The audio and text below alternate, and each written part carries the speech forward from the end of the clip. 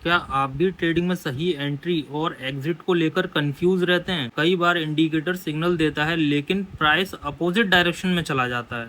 आज की वीडियो में हम सीखेंगे एक powerful combination MACD plus RSI strategy, जिससे आप ट्रेंड की स्ट्रेंथ और मोमेंटम दोनों को समझ सकते हैं। सबसे पहले समझते हैं MACD को। MACD यानी मूविंग एवरेज कन्वर्जन डाइवर्जेंस। यह इंडिकेटर हमें बताता है कि मार्केट में ट्रेंड किस डायरेक्शन में जा रहा है और मोमेंटम कितना स्ट्रॉन्ग है। MACD की तीन मुख्य चीजें होती हैं: MACD line, signal line, histogram. MACD line होती है आपकी ब्लू लाइन और सिग्नल लाइन होती है येलो लाइन। जब ये MACD लाइन नीचे से येलो लाइन को क्रॉस करके जाती है तो हम ये मान सकते हैं कि बुलिश स्ट्रेंथ है, और अगर ब्लू लाइन येलो लाइन को क्रॉस करके जाती है तो सेलिंग प्रेशर, बियरिश मोमेंटम ज़्यादा है।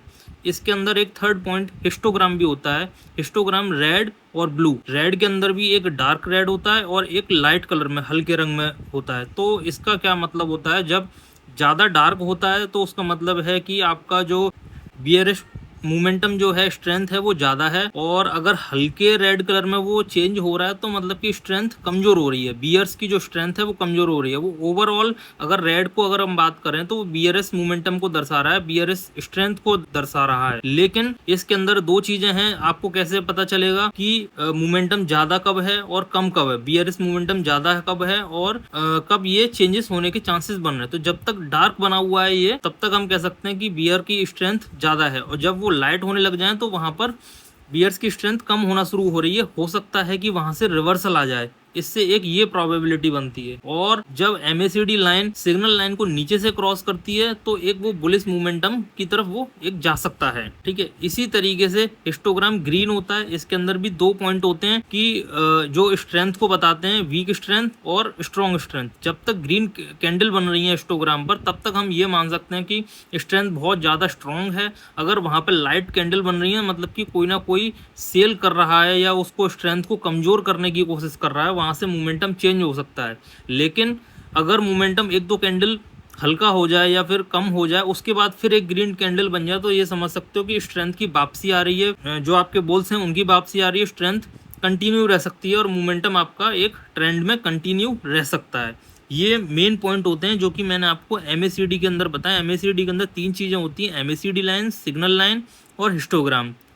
ठीक है, MACD लाइन और सिग्नल लाइन किसी भी कलर में हो सकती हैं, ये आपके चार्ट इंडिकेटर पर डिपेंड करता है। ये देख लेते हैं, MACD लाइन सिग्नल लाइन के ऊपर जाती है तो बुलिश मोमेंटम होता है, ये मैंने आपको बता दिया है। और MACD लाइन जब सिग्नल लाइन के नीचे आती है, MACD लाइन जो ब्लू वाली लाइन है नीचे आती है और मोमेंटम आपका बियरिश होना शुरू करता है, हिस्टोग्राम रेड शुरू होता है, तो एक बियरिश मोमेंटम होने के चांसेस ज़्यादा हैं। लेकिन दोस्तों, सवाल ये आता है कि 10% लोग ही प्रॉफिटेबल हो पाते हैं 90% ट्रेडर्स में से। ऐसा कैसे? क्योंकि वो डायरेक्टली सिर्फ एक MACD इंडिकेटर को यूज़ करते हैं।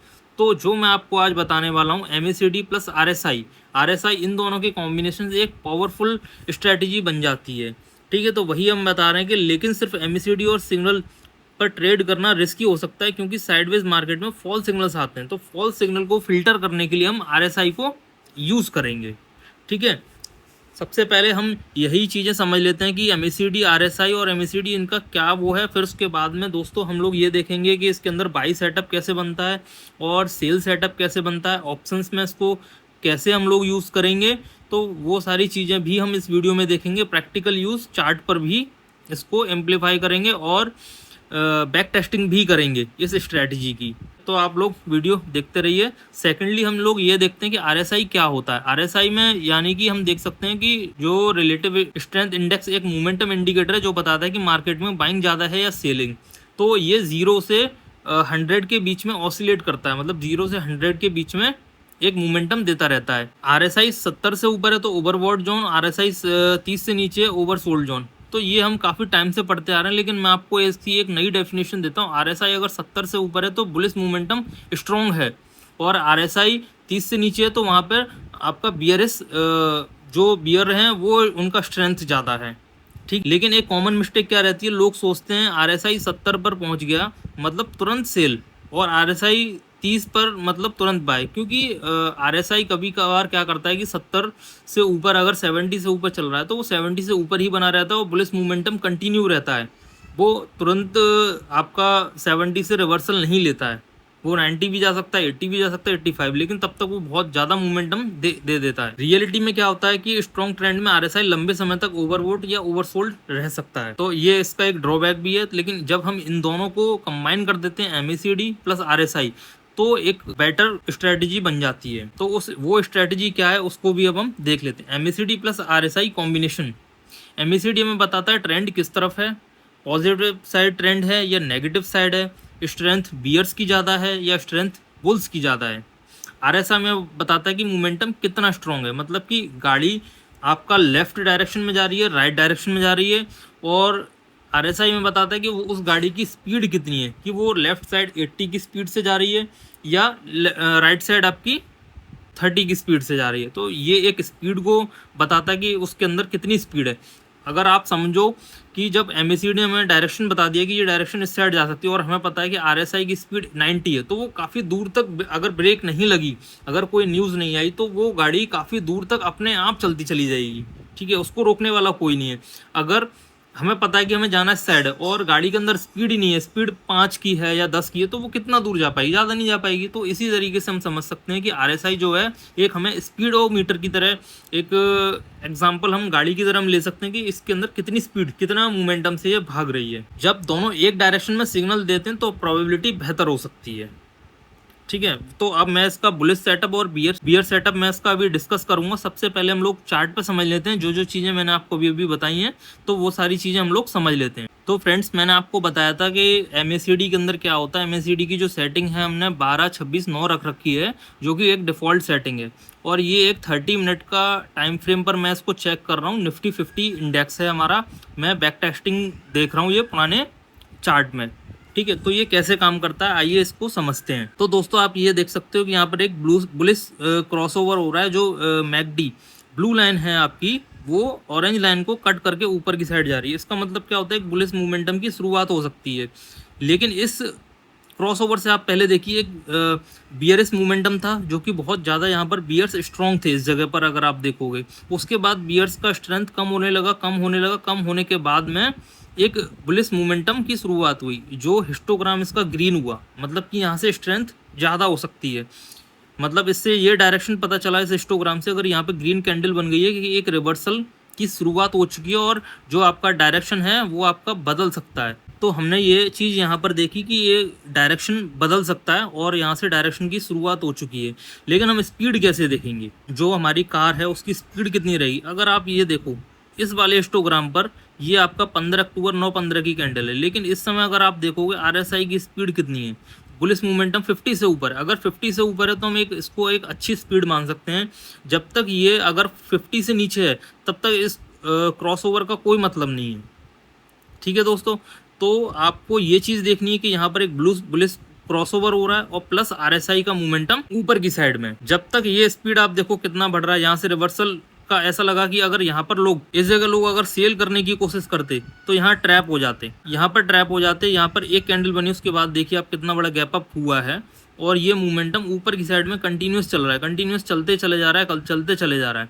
यहाँ पे बियरिश मोमेंटम होने की कोशिश करिए, लेकिन स्ट्रॉन्ग इतना आपका बुलिश इतने स्ट्रॉन्ग है कि वो इसको बहुत ऊपर तक ले गए। जब तक कि इसका आप देखोगे RSI इस जगह पर, RSI जब तक इसका 50 से नीचे नहीं आया है, जब तक स्पीड इसकी कम नहीं आई हुई है, तब तक इसका बुलिश मोमेंटम कंटिन्यू रहा है। ये देखिए कितना अच्छा शानदार मूव आपने इसके अंदर कैप्चर किया इस तरीके से।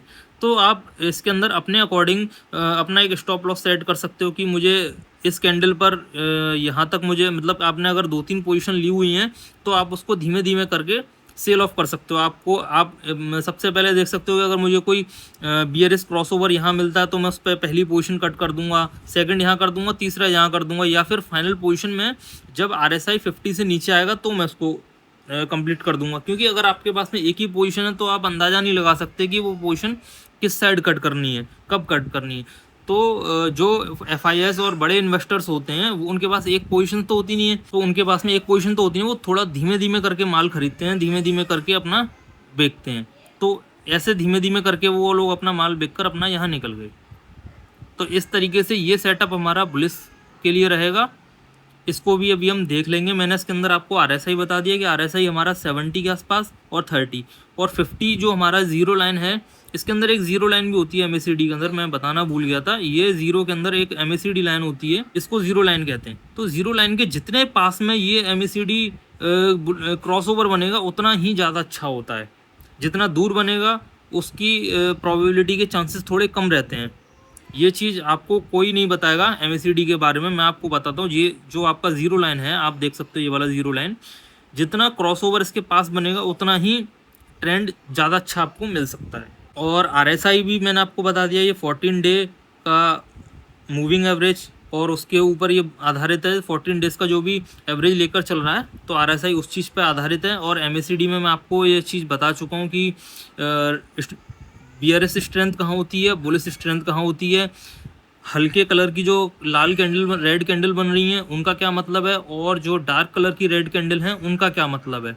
ये चीज़ आप मुझे कमेंट बॉक्स में बताइए। MACD के बारे में जो चीज़ मैंने आपको सिखाया है कि MACD के अंदर कितने पॉइंट्स होते हैं, 3 पॉइंट होते हैं। एक आपका मैकडी लाइन होता है, एक आपका सिग्नल लाइन होता है, दूसरा आपका हिस्टोग्राम होता है। हिस्टोग्राम में भी 4 पॉइंट होते हैं, एक डार्क रेड होता है, एक लाइट कलर में रेड होता है, एक आपका जो बुलिश जो आपका बुलिश मोमेंटम स्ट्रेंथ होती है उसके अंदर 2 तरीके की हिस्टोग्राम, रेड ग्रीन और लाइट ग्रीन, 2 तरीके की कैंडल होती हैं। ये चीज़ आप मुझे, तो दोस्तों बाय सेटअप डिस्कस कर लेते हैं। मैं आपको ऑलरेडी चार्ट पे समझा चुका हूँ, इसका थ्योरी भी देख लेते हैं कि क्या रहती है। कंडीशन मैंने आपको बताया बाय सेटअप के लिए, MACD लाइन सिग्नल लाइन के ऊपर जानी चाहिए। जो आपकी ब्लू लाइन है वो ऊपर की साइड होनी चाहिए और आपका जो ऑरेंज लाइन है उसको क्रॉसओवर करके एक बुलिश क्रॉसओवर बनना चाहिए। कंडीशन 2, RSI 50 के ऊपर होना चाहिए। RSI अगर आप देखोगे कि 50 के ऊपर है तो वो एक बुलिश मोमेंटम में आ जाता है। कंडीशन 3, प्राइस किसी इंपॉर्टेंट सपोर्ट या मूविंग एवरेज के ऊपर हो। आप मूविंग एवरेज 50 डे या कोई भी लगा सकते हो, तो उससे एक रिवर्सल होना चाहिए। आप एक प्राइस एक्शन देख सकते हो कि हायर हाइज बन रहे हैं या लोअर लोज बन रहे हैं, तो एक उस चीज को भी आप एक इंपॉर्टेंट दे सकते हो। एंट्री MACD क्रॉसओवर कैंडल के हाई के ऊपर बनेगी, ठीक है। आपको ये नहीं करना है कि कैंडल प्रॉपर बनी नहीं है, आपने बीच में ही कोई भी ट्रेड ले लिया, ठीक है दोस्तों। तो आपको कंफर्मेशन का वेट करना है। आपने जो कैंडल ली है जैसे 30 मिनट या 1 आवर, तो आपको पूरा 1 घंटे या आधे घंटे वेट करना होगा। उसके बाद ही आप कोई कंफर्मेशन ले सकते हैं। और जो आपका स्टॉप लॉस रहेगा वो रिसेंट स्विंग लो रहेगा, जो लोअर लो होगा या उसका जो भी स्विंग लो रहेगा, या आप अपने कैंडल के जस्ट नीचे वाली कैंडल के थोड़ा नीचे आप स्टॉप लॉस अपना लगा सकते हो। लेकिन याद रहे, जिस टाइम फ्रेम पर आप लोग सेटअप बना रहे हो उसी टाइम फ्रेम पर होना चाहिए। ऐसा नहीं कि आपने ट्रेड ले ली 1 घंटे पर और आपने स्टॉप लॉस लगाया 2 घंटे की टाइम फ्रेम पर, ऐसा नहीं। जो टाइम फ्रेम है उसको रहने देना है और उसको चेंज नहीं करना है बार बार। बड़ी गलती लोग यही करते हैं। और रिस्क रिवॉर्ड कम से कम यही रखना है आपको, 1 से 2, 1:2 या 1:4, 1:3 जो आपको मिल जाए उसको आप स्टॉप लॉस को ट्रेल करते जाइए। अगर आपका स्टॉप लॉस 50 पॉइंट का है तो टारगेट लगभग 100 पॉइंट का आप लोग रखें, ठीक है दोस्तों। तो ये आपका बाई सेटअप हो गया। अब हम लोग बात कर लेते हैं सेल सेटअप के लिए। दोस्तों अब बात कर लेते हैं सेल सेटअप की। तो इसकी जो कंडीशन होगी वो MACD लाइन सिग्नल लाइन के नीचे जाएगी। तो ऑरेंज लाइन है वो आपका ऊपर रहेगी और ब्लू लाइन जो है वो नीचे ऑरेंज लाइन को क्रॉस करके नीचे की साइड में आएगी। तो पहली कंडीशन हमारी यही रहेगी। दूसरी कंडीशन RSI 50 के नीचे होगी। यहाँ पर उल्टा हो जाएगा, जैसे कि आप देख सकते हो जो RSI जो 50 है तो वो उसके नीचे आ जाना चाहिए। अगर आप देखोगे तो ये 40 के आसपास या 48 या 47 के आसपास होगा, तो RSI की ये चीज़ नीचे की साइड में होनी चाहिए। और तीसरा कंडीशन ये देख सकते हैं, प्राइस रेजिस्टेंस से रिजेक्ट हो रही है। जैसे कोई भी मूविंग एवरेज है या लोअर लोज बनाने की कोशिश कर रहा है तो आप उसको फैक्टर करोगे, ठीक है। ये 3 कंडीशन इसके अंदर है। एंट्री सिग्नल कैंडल के लो के नीचे लेनी है आपको, stop loss recent swing high या उस कैंडल के ऊपर का आप एक स्टॉप लॉस ले सकते हो। टारगेट कम से कम 1:2 या 1:3, 1:4 रख सकते हो। अब इसका प्रैक्टिकल यूज देख लेते हैं कि कैसे रहेगा। दोस्तों यहाँ पर अब हमारा सेल सेटअप बनने के लिए जा रहा है। तो सेल सेटअप हम देखेंगे। सबसे पहले मैं ये BRS क्रॉसओवर देखना है जिसके अंदर ब्लू लाइन आप ऑरेंज लाइन को नीचे की साइड कट रही है, ठीक है। और हिस्टोग्राम में आपको ये चीज देखनी है कि जो आपका बुलिश स्ट्रेंथ हिस्टोग्राम था उसके अंदर वीकनेस आ रही है कि नहीं आ रही, पहले से आ रही है और नीचे की साइड में रेड हिस्टोग्राम बन रहा है, तो आपका इसका MACD का काम खत्म। उसके बाद में आपको दोस्तों एक चीज़ देखनी है कि RSI क्या इस कैंडल पे, अगर आप देखोगे ये वाली कैंडल पर, इस वाली कैंडल पर RSI जो है और उसके नेक्स्ट कैंडल जैसी वो आई वो RSI आपका करीब 41 के आसपास आ गया। जैसे ही 41 के आसपास आ गया, आपको एक कन्फर्मेशन मिल गया और आपका स्टॉप लॉस करीब इस कैंडल के ऊपर रहेगा यहाँ पर, ठीक है।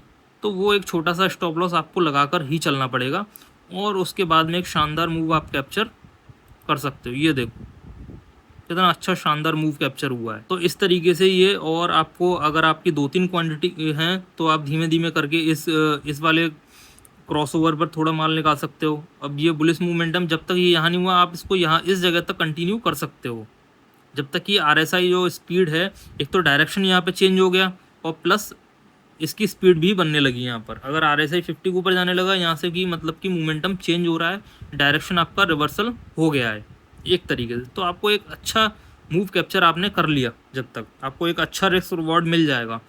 यहाँ तक कि ये आपको 1:10 आराम से मिल जाएगा, मतलब कि 600 पॉइंट कितने इजीली आपने कैप्चर कर लिए। तो दोस्तों इसके अंदर यही सब रहेगा और बस ये चीज़ मैं आपको बता रहा हूँ, जैसे कि कुछ इंपॉर्टेंट पॉइंट भी रहेंगे, वो भी आप सुन लीजिए कि आप डायरेक्टली ट्रेड करने ना पहुँच जाएं सेटअप पर, क्योंकि इसके अंदर रिस्क और लॉस दोनों हो सकते हैं, ठीक है। तो आपको क्या करना है कि सबसे पहले पेपर ट्रेड करना है, बैक टेस्टिंग करनी है अच्छे से। आपको 15 से 20 ट्रेड इसके अंदर आपको एनालिसिस करनी है, आपको पेपर ट्रेड करना है। अगर उसके अंदर आपको अगर प्रॉफिट या रिजल्ट अच्छा मिलता है तो उसके अंदर थोड़ा बहुत और सुधार करके तभी आप छोटे अमाउंट के साथ में आप ट्रेड कोई ले सकते हैं। तो इस चीज़ का आप ध्यान रखना। अब बात कर लेते हैं कुछ इंपॉर्टेंट पॉइंट की। तो दोस्तों आपको इन गलतियों से बचना है। सिर्फ RSI देखकर ट्रेड नहीं लेना है। साइडवेज मार्केट में सिग्नल्स मिलते हैं, है ना, तो वो फॉल्स सिग्नल भी हो सकते हैं। बिना स्टॉप लॉस के ट्रेड ना करें कभी भी। हर क्रॉसओवर पर एंट्री लेना सही नहीं है, वो आपको चीज़ें देखनी पड़ेंगी। तो आपको चीज़ें एनालिसिस करना पड़ेगा इसके अंदर। तो दोस्तों MACD प्लस RSI एक पावरफुल कंफर्मेशन स्ट्रैटेजी है, लेकिन हमेशा बैक टेस्ट करें और प्रॉपर रिस्क मैनेजमेंट के साथ यूज़ करें। अगर आप ऐसी ट्रेडिंग स्ट्रैटेजी और मार्केट एनालिसिस पसंद है तो चैनल को सब्सक्राइब जरूर करें। मैं मिलता हूं अगली वीडियो में एक नई स्ट्रैटेजी के साथ। यह वीडियो केवल एजुकेशनल पर्पस के लिए है, इनमें रिस्क है और कोई भी ट्रेड लेने से पहले खुद की रिसर्च जरूर करें।